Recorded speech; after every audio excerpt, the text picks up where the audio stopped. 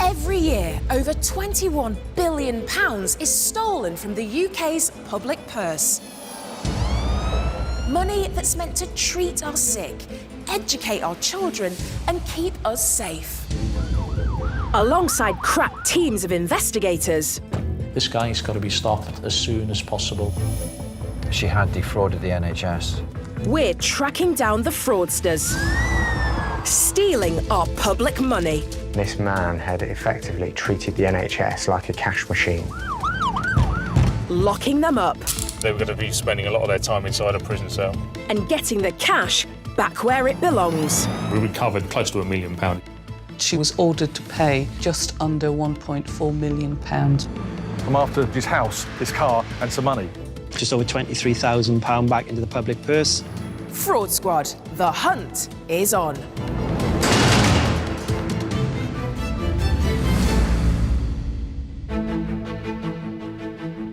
Today, a dishonest dentist is revealed to be the most prolific dental fraudster ever. In total, she was discovered to have committed £1.4 million worth of fraud against the NHS via her claims for work that she hadn't done. A serial scam artist fakes a disability in order to claim insurance payouts of over £80,000. It was all for effect. He wanted to make it look as though he couldn't get into the examination without the aid of a wheelchair and someone supporting him. It was all for show. And a preacher turns prisoner when he's found guilty of lying and cheating his way to pocketing over £150,000. There was no charity as such. The charity was the charity of Johnson himself.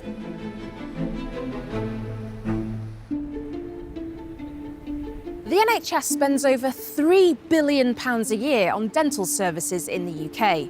Virtually all of this is much needed work for the young, the old and the less fortunate.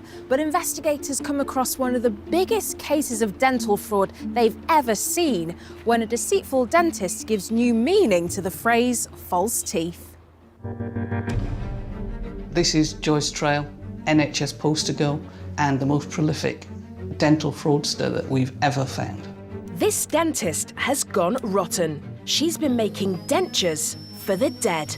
Joyce Trail was forging all the paperwork to go with a fraudulent claim, but she wasn't doing the work at all. Her patients may have passed away, but Joyce Trail is still living the high life off their backs and taxpayers' money. There was a room entirely devoted to designer handbags and shoes, and there was another room with her designer clothes. Elephant and Castle, London. Liz Wood worked as part of the NHS's Counter-Fraud Authority. With more than 16 years in the job as an investigator, she specialised in dental fraud. At the time, we had a really small dental fraud team. There was only 4 of us, and we were dealing with all of the dental fraud claims for all of England. The team were about to get a case they can really sink their teeth into. It all starts with an anomaly on a questionnaire form. The NHS sends out patient questionnaires to dental patients to check that treatment has been properly carried out, that the work's been done well. In the case of one particular Birmingham dentist, Joyce Trail, a patient questionnaire came back marked that the patient had died, which was very odd because the patient had just had some false teeth fitted. The team start looking into this successful dentist. She has a £620,000 NHS contract and is entrusted with providing a substantial amount of lucrative NHS home care.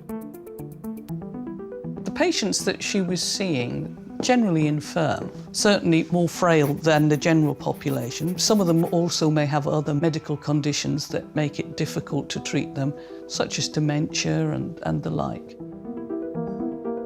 Joyce Trail's career went from strength to strength. If you're doing domiciliary work, the amount that you get for every unit of dental work is a lot more because you're getting paid not just for the work that you do, but you're also getting paid to travel there. So you get an awful lot of extra money for doing the same work. A brief check on the NHS records shows that Joyce Trail has certainly racked up the miles and the money, claiming to have performed countless home dental jobs. She also seems to be predominantly making dentures, one of the most expensive dental treatments. On the questionnaire, Joyce Trail has claimed to have made a set of these pricey dentures for a patient, who the team quickly work out is already dead. The team has to find out if this is a simple mistake or if something more sinister is going on. First thing that we needed to do was to run checks to see if any other patients had died, and that revealed that there were quite a significant number of patients who had died sometime before their treatment commenced.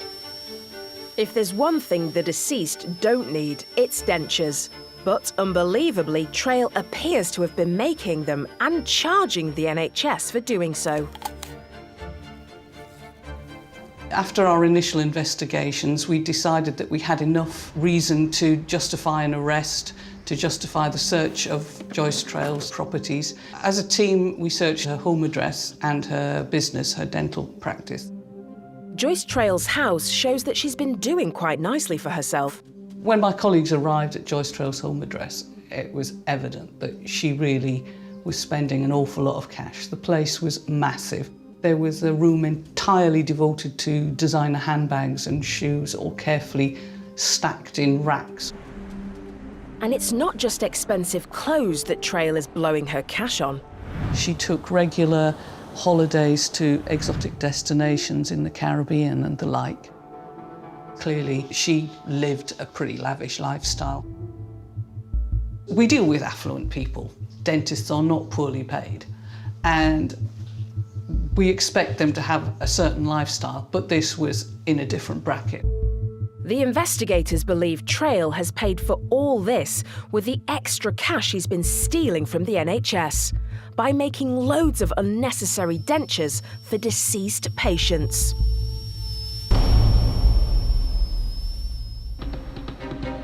But the investigators need proof of how the scam is being carried out. So Liz visits the lab where all these dentures are supposed to have been constructed. Liz soon finds a massive discrepancy between the amount of orders Joyce Trail supposedly sent to the lab and the actual amount the lab received. The lab just hadn't made that many devices. Liz thinks Trail has been forging the order dockets that dentists send to the lab, so she can fraudulently pretend dentures have been made and then charge the NHS for them. One damning piece of evidence against Trail. But there's more. The condition of the order dockets also raises suspicions. Dental labs are very, very dusty, and the dockets get all crumpled, they get covered in bits of dust. But not Joyce Trail's dockets. They are smooth, clean, pearly white even.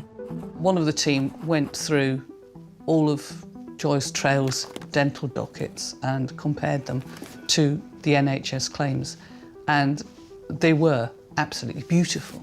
And to be honest, if you've got a dental docket that is absolutely pristine, it has to be a forgery, because normally they look like they've been sat on by an elephant.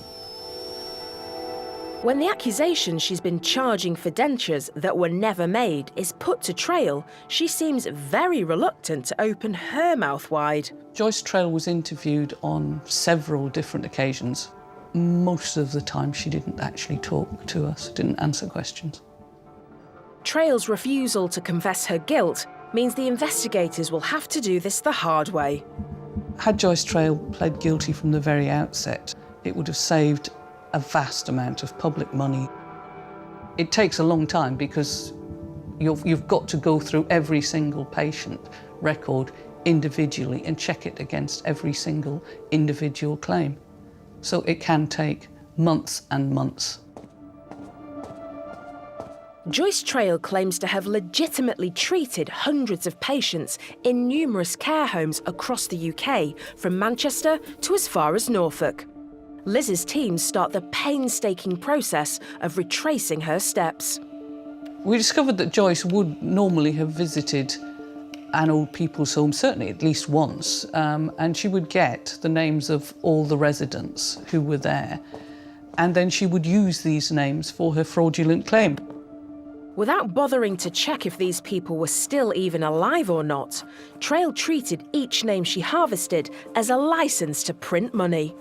In a nutshell, Joyce Trail was forging all the paperwork to go with a fraudulent claim, but she wasn't doing the work at all, in no way, shape or form.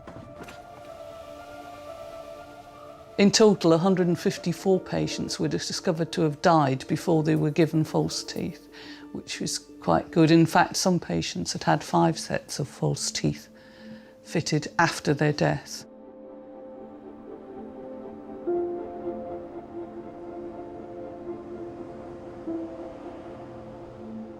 Again, when the team confront Trail with this evidence, the dentist continues to keep her mouth shut and refuses to admit anything. Later, the sheer size of Trail's fraud is revealed, and it's unbelievable. In that time, 7,000 claims were found to be false.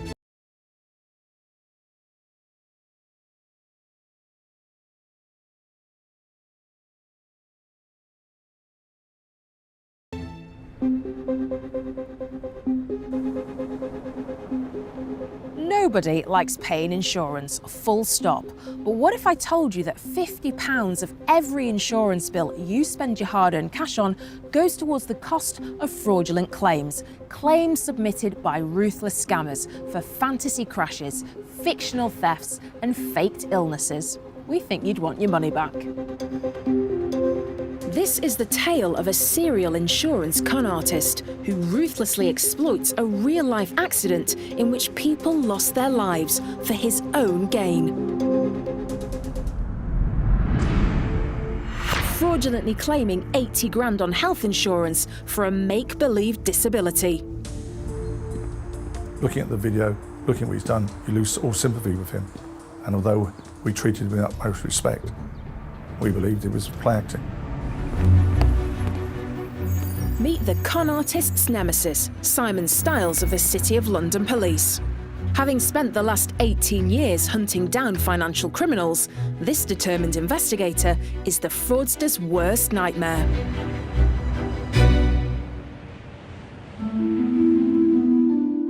Almost 20 years ago, a married father of one made a very sensible decision. He took out a disability protection plan. Who knew what the future might hold? The payment was set up a monthly payment of about £5 a month, and just in case there is ever going to be a claim. Apparently a very prudent decision, because 13 years later, the man's health took a turn for the worse. In 2011, he took a trip to Pakistan to visit family. While he was there, a bus journey ended in disaster when it was involved in a traffic collision. He said it was quite a serious accident where a number of people unfortunately lost their lives. And he suffered serious injury and was hospitalised in Pakistan. The man received 20 separate injuries, including a dislocated hip and numerous fractures. Very quickly was repatriated back to the UK and had a number of operations to put him back on the road to recovery. When he was eventually discharged, he left hospital and returned home to be cared for by his wife. He said he was immobile, he was bedridden, and couldn't leave the house. If he did, it was on crutches and a wheelchair. With such significant injuries, the man was unable to work and needed financial help. After all, he had his own home and a car to run. Luckily, he has his trusty insurance policy, and it was time to cash in. So he submitted a claim. This is an accident protection claim form that was completed by him. It showed that he was unemployed at the time and giving some details as to the accident. It states here as the description of the accident. I was travelling from Mirpur to Faisalabad on public transport minibus, where it collided with a commercial lorry, and I received substantial injuries. This was signed by him. From the records here, it was a serious accident, no doubt about it. He did suffer serious injuries and was right, if it was genuine, to make a claim. Based on that information, insurers AEG provisionally allocate a significant sum, £83,000. Unfortunately, this type of claim does tend to people being maybe exaggerate injuries. With over £1.3 billion a year lost to insurance fraud, the insurance company understandably needs to be cautious. A lot of money is going to be paid out on this. He was asked to attend a medical centre and undertake a medical just to satisfy the insurer before any payouts was going to be made. What the claimant didn't know was that on the 9th of February 2013, the day of the doctor's appointment, insurers had set up surveillance. Standard practice on a case with potentially this large a payout. A covert camera was rolling as he left the house. And boy, were they in for a treat. The footage showed him leaving the house unaided, getting into a car, and that was the footage that brought about his downfall. Expecting to see a frail man supposedly unable to walk, they're amazed to see this. Someone who's perfectly able to walk unaided to his car with his wife and drive away. The surveillance teams stay on his tail, and there's another surprise in store. Near the medical centre, the man switches to the passenger seat of the car before his wife parks up. Then his wife pushes him in a wheelchair towards the clinic. And these con artists are perfectly willing to accept the generous help of passers-by. But the con artist's charade is over. The damning video is sent to the insurers for review. After looking at the evidence, of course, the insurer was in no doubt the claim that was put forward was a fraudulent document. The claimant is now waiting for a cheque in the post, but he's about to get some very bad news. At this point, the insurer voided the policy. Of course, he wasn't over-impressed with this and rang up to complain and said, well, what's the problem? And wanted some justification. Keeping their video evidence under wraps for now, the insurers ask the claimant for his version of how he got to the medical centre. He made a statement consisting of 7 pages. I left home to attend my independent medical examination. I left home in my wheelchair and was helped into a 7-seater taxi by the driver. The taxi had been pre-booked. It was a black cab for disabled people. I sat in my wheelchair whilst I travelled in the taxi to Edgbaston. The footage shows there was no taxi. Every word is a lie. He goes on to say that I was helped from the taxi in my wheelchair by the driver and my wife. But of course, the surveillance footage says something completely different. The insurance company then play their trump card. The claimant is confronted with the surveillance footage. Straight away, he's in denial, backtracking slightly and said, well, trying to get out of it. Unfortunately, it was too late for him. Later, caught on camera, his lies exposed. The conman's problems are about to get a lot worse. The next step was to ring City London Police, and then we knocked on his door and asked him some more questions. Some difficult ones at that.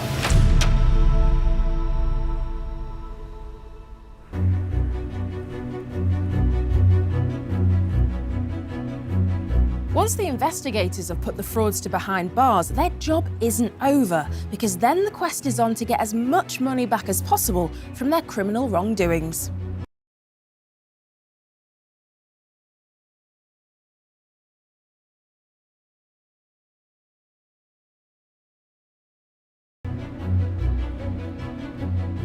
The largest recovery we've ever had is just over £7 million, which was part of a large-scale drug inquiry, which was a fantastic result for the team because it brought vital monies back to the NHS, which were again used for patient care, so really pleased with that result. The biggest recovery we've had in terms of money as a result of financial investigation was £2.2 million, which we paid back £500,000 to the creditors, and the rest went back into the public purse. Over a number of cases, over the last 2 years, we've saved in excess of £4 million worth of victims' money. To date, Counter Fraud Scotland has saved or recovered in excess of £66 million.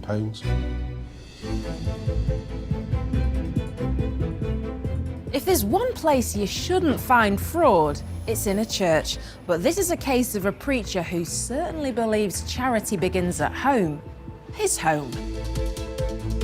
Lying, cheating and diverting funds from good works, this fraudster certainly doesn't practice what he preaches. The money that was being paid back by HMRC went into the church bank account, and it went from there straight into his own personal account. Preachers are regarded as the souls of discretion and good living. And when a preacher commits serious crimes, we want to know what's that about.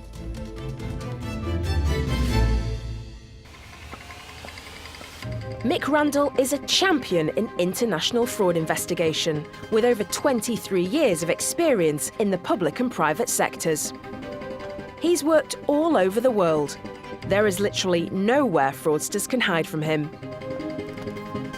And to understand what's going on in the fraudster's mind is Professor David Cantor, world-renowned for his work exploring offender profiling.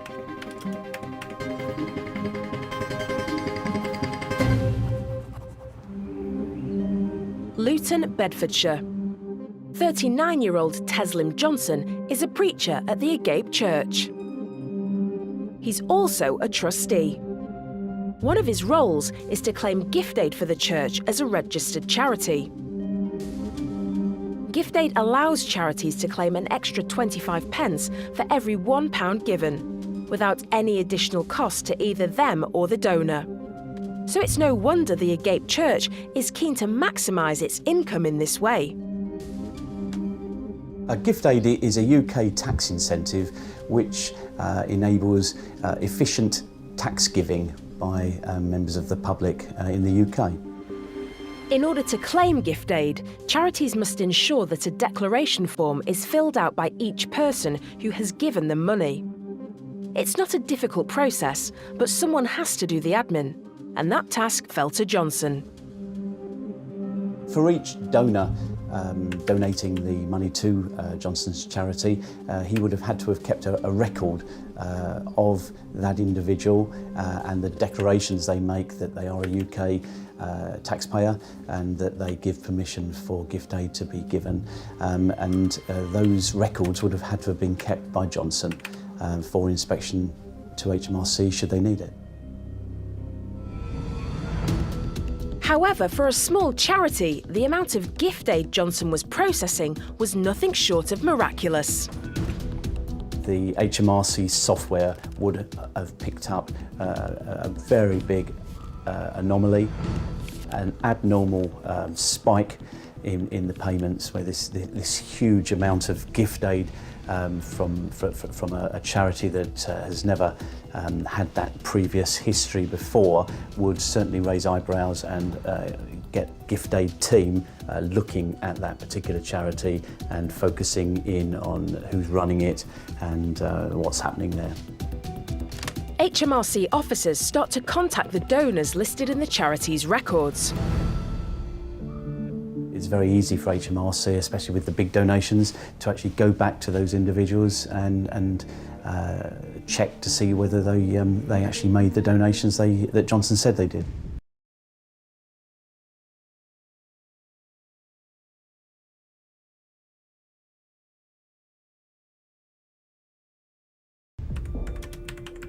To their surprise, the investigators quickly discover that most of the donations were never made, and a shocking number of the supposed donors have never even heard of the church, far less given it money.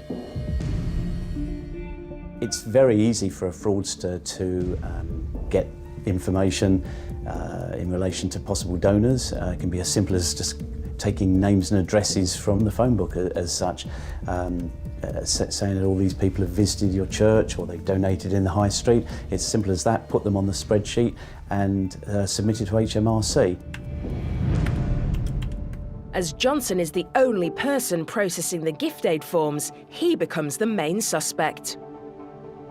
In all walks of life, there are individuals who abuse their position. And if it's somebody who apparently is devoted to God and a virtuous life who commits fraud, then that makes us question what he's about and what his religion is about. It seems to me very likely that he found he could get money through gift aid in some simple mechanism and began to be aware that that opened an opportunity for doing it on a larger and larger scale, so that it became habitual and really almost a way of life, without him fully appreciating the consequences. Investigators go to search his property. They find lots of documents relating to the church. Among them are gift aid envelopes, but the donor names and amounts don't match the gift aid records Johnson has submitted to the HMRC on behalf of the charity. So this was multi-application fraud on a huge scale. These donors never existed in many cases, and in the cases they did, the amounts that were doned were grossly overestimated. But on the whole, they were fictitious, and the individuals that Johnson had written down just didn't exist. In total, the church received gift aid payments of over £100,000. And with another claim for over 50 grand pending, the amount fraudulently claimed is now over 155,000. But has all this cash gone to help the church and its charitable good works? It appears not. The team quickly uncover that Johnson is the only person named on the church's bank accounts. There was no charity as such. The charity was the charity of Johnson himself.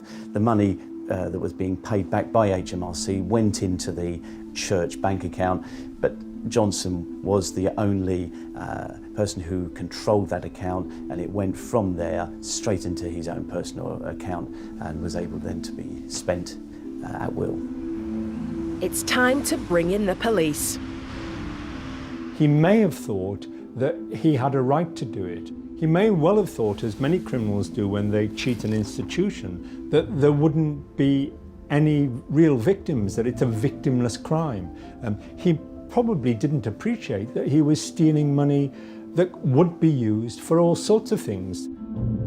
The case goes to trial at Luton Crown Court in March 2018. Johnson is found guilty of fraud by abuse of position and money laundering. His sentence, 4 years behind bars.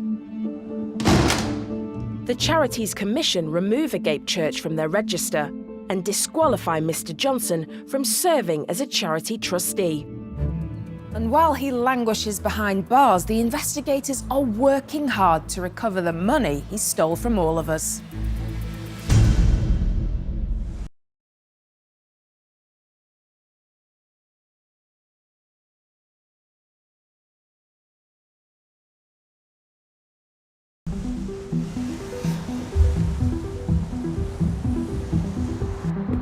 A scam artist has been caught on camera,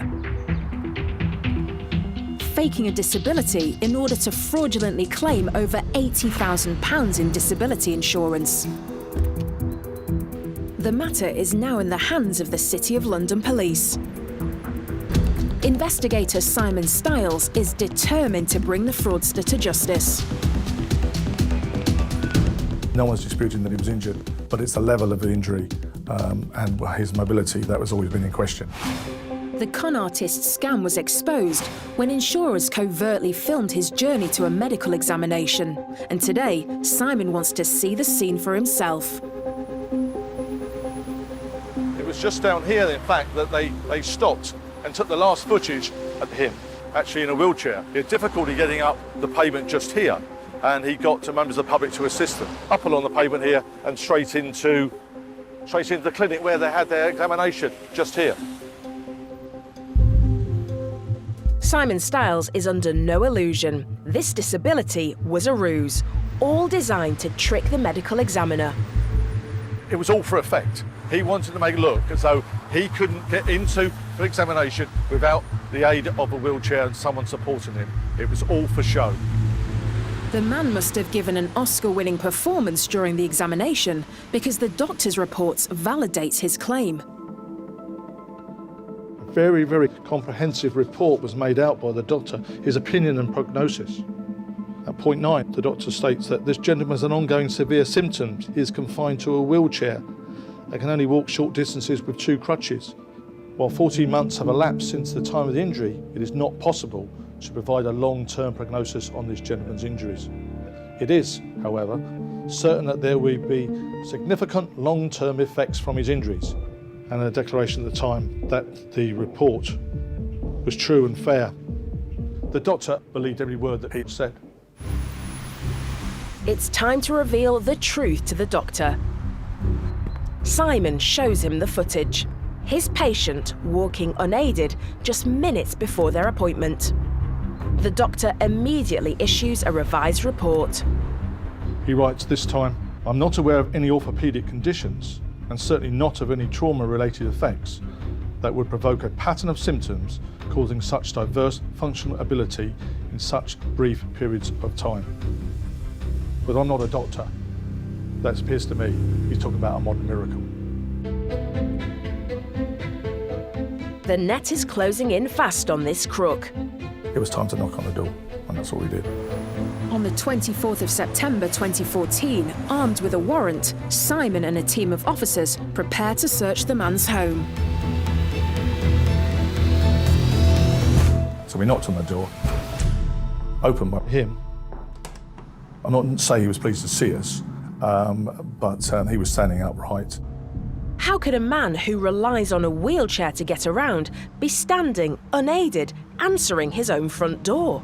If someone was bedridden, they may have shouted, or their wife would have opened the door, whatever. That wasn't the case. He opened the door. Then we informed him why we were there, and his demeanour changed. He started having a stoop. He was getting less coherent, although he could speak quite good English. By the end of that morning, he needed an interpreter. It got more and more difficult when he was aware how grave the situation was. Simon began to systematically search every corner of the house for evidence. And he strikes gold, the discovery of a second insurance policy. It was downstairs that we found in a drawer this extra insurance policy. You know, if they're looking for a nugget, that was it there. I believed, as my colleagues did, that it wasn't the first time, and we were proved right. The man was playing the same dishonest game with another insurer.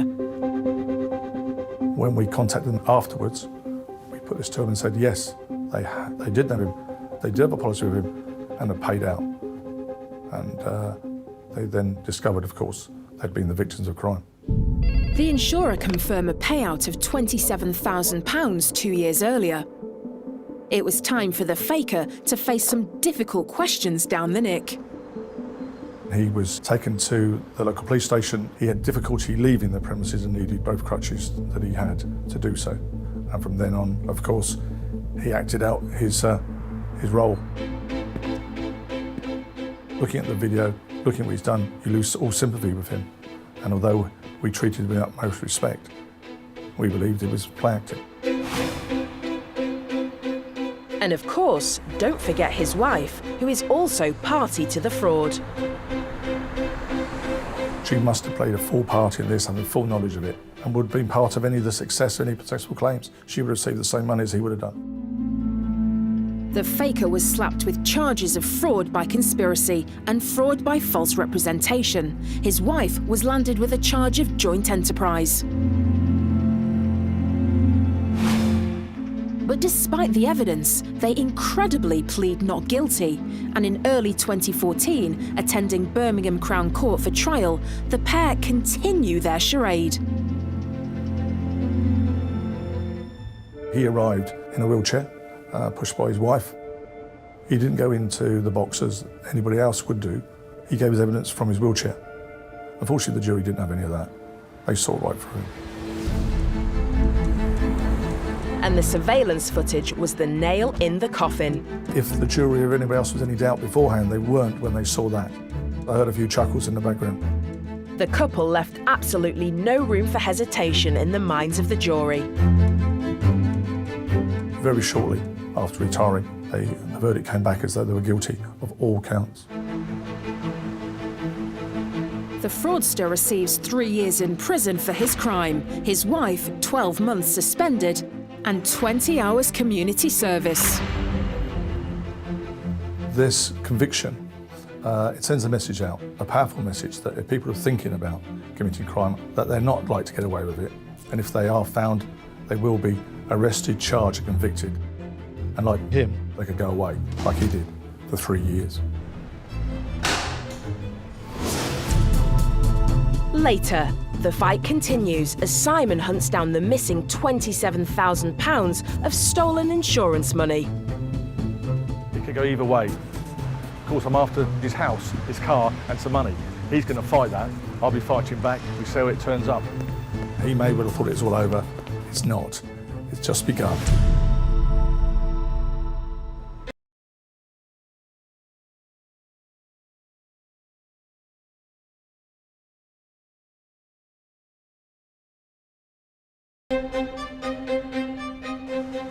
Liz Wood and her team from the NHS Counter Fraud Squad are investigating a Birmingham dentist whose morals have decayed.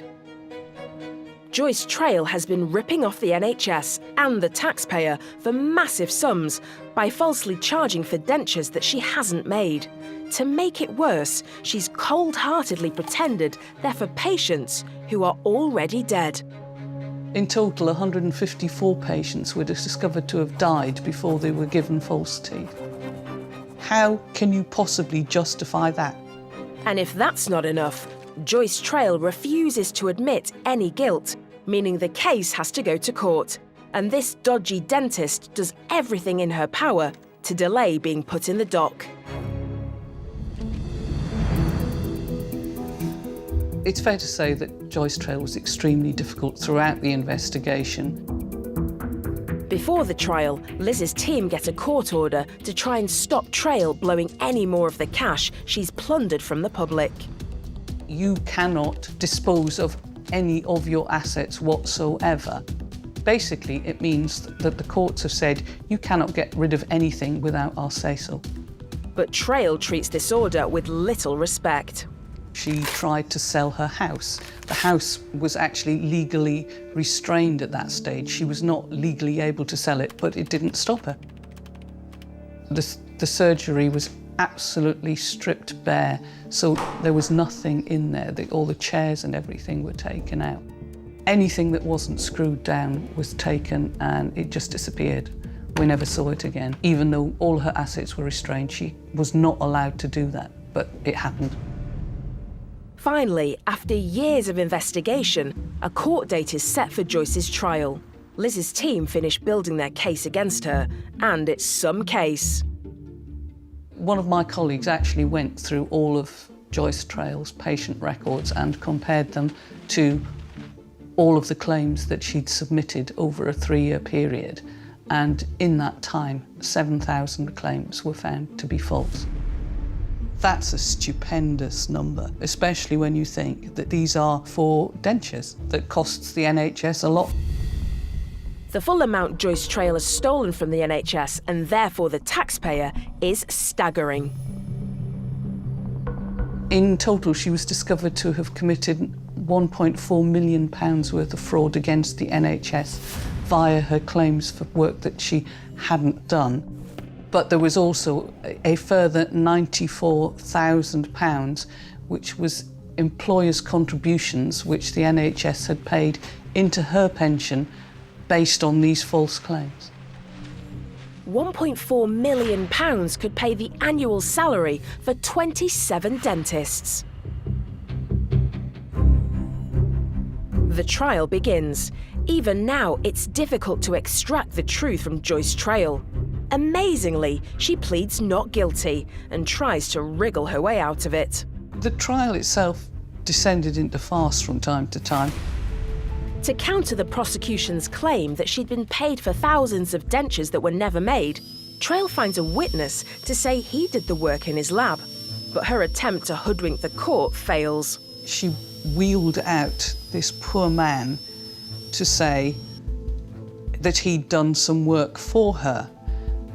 But when he didn't say exactly what she wanted him to say, she accused him of hiding the truth because he was defrauding the tax man. So he was a witness for her, and she was accusing him of a crime.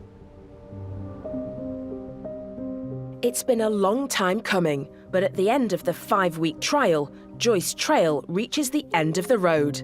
This dentist is going down. Joyce Trail maintained her innocence. However, she was found guilty and she was sentenced to 6.5 years imprisonment for fraud. Under the Proceeds of Crime Act, the courts also aim to claw back the money Trail stole. Following her conviction, and whilst she was still in jail, Joyce Trail was ordered to pay just under £1.4 million back to the NHS. That meant that any assets that she had up to that value could be sold and the money returned to the NHS. After such a protracted investigation, Liz and her team are delighted with the outcome. The conviction was just a wonderful result. It had been a very difficult case, largely because of Joyce Trail herself. Joyce Trail perpetrated one of the biggest ever frauds against the NHS. She's been struck off by the General Dental Council, and steps have been taken by the NHS to ensure this type of scam can never be repeated. Once an investigator like Simon Stiles gets the bit between his teeth, no one can stop him. A disability faker who's exaggerated his injuries for false insurance claims, pushing up insurance premiums for us all, has now served his time. But he still hasn't returned the cash he stole. He received just over £27,000. That was paid out into various bank accounts. I've asked him the question, where's the money gone? He hasn't answered. He has had home improvements. I've asked him who paid for his house. He hasn't answered. He may well have thought it was all over. It's not. It's just begun. He needs to pay back to the victims of crime £27,000. Today, Simon is back at Birmingham Crown Court to put forward his case to the judge in a Proceeds of Crime hearing, in the hope he'll be granted permission to seize the fraudster's property in lieu of the cash he owes. It could go either way. There's a lot of legal wranglings. Of course, I'm after his house, his car, and some money. He's going to fight that. I'll be fighting back. We see how it turns up. Confident of a result. Now it's all in the hands of the judge.